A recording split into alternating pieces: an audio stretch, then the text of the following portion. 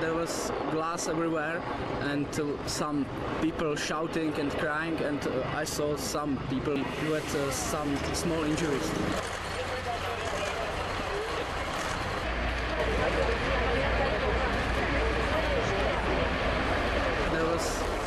I was in the bathroom, so no windows.